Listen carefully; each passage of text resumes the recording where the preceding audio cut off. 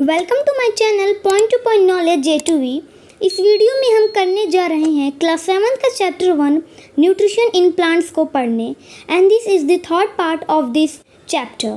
आई hope आपने first part and second part को देख लिया होगा। अगर आपने नहीं देखा सो गो एंड वॉच ताकि आप इस पार्ट को भी अच्छे से समझ सके और पढ़ सके। सो लेट्स स्टार्ट दिस पार्ट। इसमें हम पढ़ेंगे एक सेल्स के टॉपिक के बारे में एंड एक और टॉपिक के बारे में पढ़ेंगे। So let's start. You have seen that buildings are made of BRICS.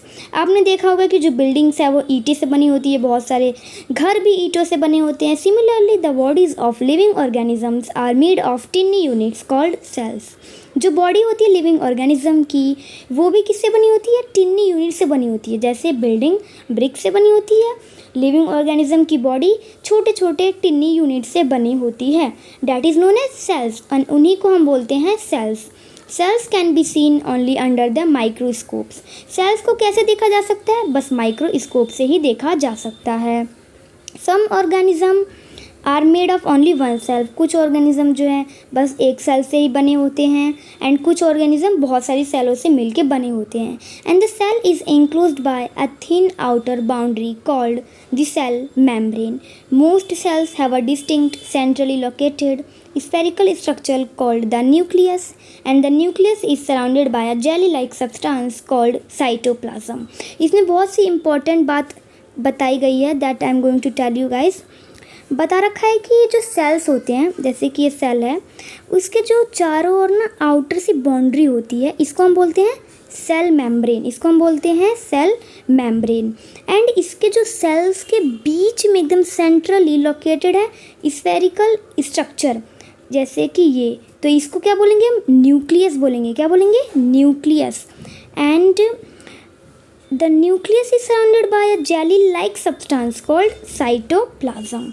और जो न्यूक्लियस भी है, ये न्यूक्लियस जो है ये किससे सराउंडेड है? जेली लाइक सब्सटेंस से सराउंडेड है। जेली लाइक सब्सटेंस से सराउंडेड है। So this is all about cells. एक सेल्स होते हैं, उसके चारों सेल मेम्ब्रेन एंड सेल के बीच में न्यूक्लियस एंड न्यूक्लियस के चारों jelly like substance that is known as cytoplasm। So let's move towards the second topic। So guys, let's move to the second topic of this video, that is all about synthesis of plant food other than carbohydrate।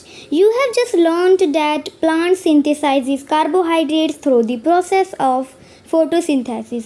आपने जैसे कि पढ़ा, जो plants हैं वो synthesise करते हैं carbohydrate को, किसके प्रोसेस के द्वारा? फोटोसिंथेसिस के द्वारा। अगर आपने फोटोसिंथेसिस के प्रोसेस को डिटेल में नहीं पढ़ा है, मैंने पार्ट 2 बना रखी है, गो एंड वॉच।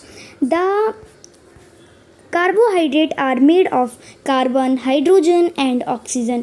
जो कार्बोहाइड्रेट है वो किससे मिलके बना है? Carbon dioxide, hydrogen and oxygen से मिलके बना है। And these are used to synthesise other component of food such as protein and fats. And ये जो कंपोनेंट्स हैं ये किसको प्रिपेयर करने के लिए मदद करते हैं? प्रोटीन को, फैट को एंड भी बहुत सारी कंपोनेंट्स ऑफ फूड को। But proteins are nitrogenous substances which contain nitrogen। from where do the plant gets obtain nitrogen? इसमें बता रखा है, लेकिन जो प्रोटीन है वो तो नाइट्रोजनियस सब्सटेंस हैं जो नाइट्रोजन कंटेन करते हैं। तो वो वहाँ से प्लांट्स में कैसे नाइट्रोजन को ऑब्टेन करते हैं? Nitrogen is present in abundance in gaseous form in air. जैसे कि आप सभी को पता है कि जो नाइट्रोजन है वो एयर में गैसियस फॉर्म में प्रेजेंट होता है। Okay, however plants can not observe nitrogen in this form. लेकिन तब भी जो प्लांट्स हैं वो उनको ऑब्जर्व नहीं कर पाते नाइट्रोजन को इस फॉर्म में, गैसियस फॉर्म में, क्योंकि ये बहुत हार्मफुल भी हो सकता है प्लांट्स के लिए। Soil has certain bacteria. Soil के पास कुछ बैक्टीरिया होते हैं that convert gaseous nitrogen into a usable form and release it into the soil।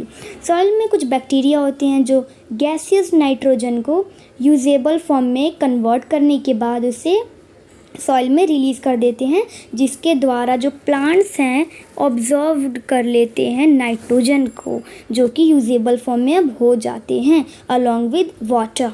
Also you might have seen farmers adding fertiliser rich in nitrogen to the soil.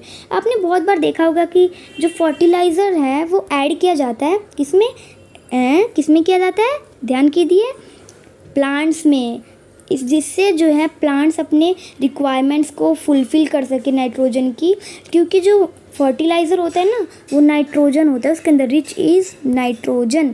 Fertilisers are rich in nitrogen, always remember it.